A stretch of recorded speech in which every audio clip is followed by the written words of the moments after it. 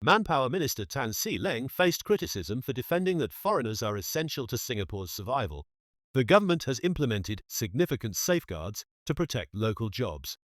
Netizens criticized Tan for blaming Singapore's low birth rate to justify foreign reliance, questioning his claims on job safeguards and suggesting he go undercover to experience the challenges faced by older job seekers.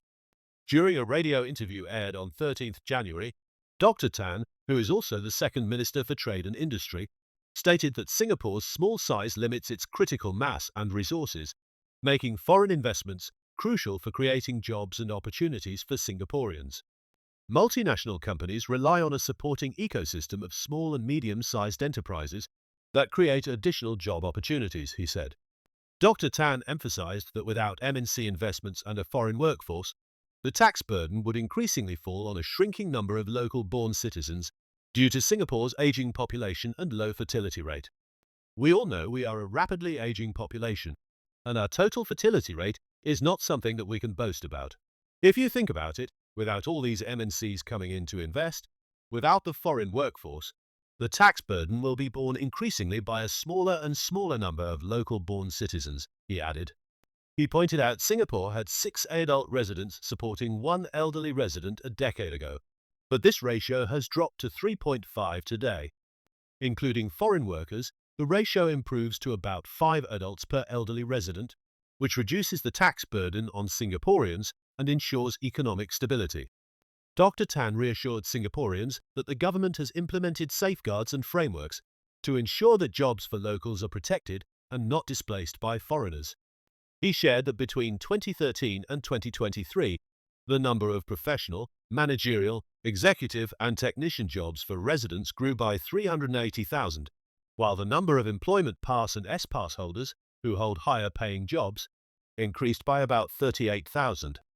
To complement the local workforce, Dr. Tan highlighted that MOM implemented the Complementarity Assessment Framework in September 2023, which uses a points system to assess EP applicants based on qualifications, firm diversity, and local employment support.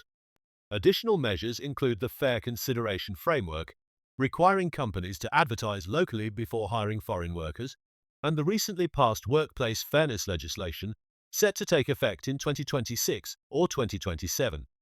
However, netizens on platforms like Reddit and CNA Facebook post expressed strong disagreement with Dr. Tan's remarks, criticizing his statements on the need for foreign workers. Some accused him of repeatedly blaming Singapore's low birth rate to justify the reliance on foreigners, pointing out that Singapore has one of the smallest social welfare systems for the elderly in the developed world. A Redditor suggested that if foreign income tax revenue is as critical as claimed, it should be earmarked entirely for elderly welfare to address citizens' concerns, while a netizen observed that the government appears to have stopped mentioning its goal of maintaining a 2/3 Singaporean core and 1/3 foreign employees in the workforce in recent years. They speculated whether this silence is due to the ratio shifting significantly in favor of foreign employees.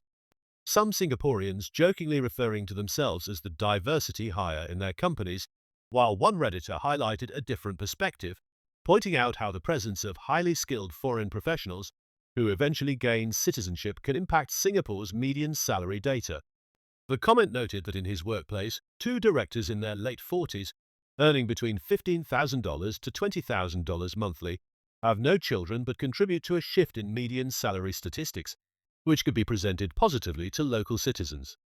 A Redditor sarcastically suggested that the minister should go undercover and try applying for jobs at his age to understand the challenges faced by older job seekers. The comment criticized the government's reliance on median income as a benchmark, arguing that many people never reach it. The Redditor also pointed out the recent increase in CPF contributions for those aged 50 and above, and the growing number of people receiving GST vouchers, implying that these measures highlight how many Singaporeans are being left behind economically. A netizen took issue with Tan's rhetoric, pointing out that he referred to local jobs instead of emphasizing the need to protect Singaporeans. The netizen questioned the point of having local jobs if they ultimately go to foreigners. Some expressed concerns about the lack of transparency in the government's PMET data, specifically the breakdown between Singapore citizens and permanent residents. They argued that including PRs in the statistics distorts the true picture of job opportunities for Singaporeans.